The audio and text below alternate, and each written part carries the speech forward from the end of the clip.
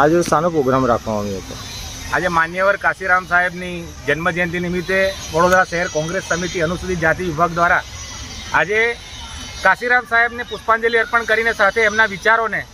જે સામાજિક ન્યાયની વાત હોય, સંવિધાનની વાત હોય, આ દેશની અંદર સંવિધાનની રચના બાદ માન્યવર કાશીરામ સાહેબે જે દેશના ખૂણા ખૂણા સુધી તે સંવિધાન અને બંધારણની વાત કરી હોય, ત્યારે આજે એ જ વાતને લઈને ફરી દેશના વિરોધ પક્ષના નેતા અને રાષ્ટ્રીય કોંગ્રેસના રાહુલ ગાંધી જ્યારે સામાજિક ન્યાયની વાત લઈને નીકળ્યા છે, ત્યારે આજે કોંગ્રેસ પક્ષ દ્વારા આજે માન્યવર કાશીરામજીને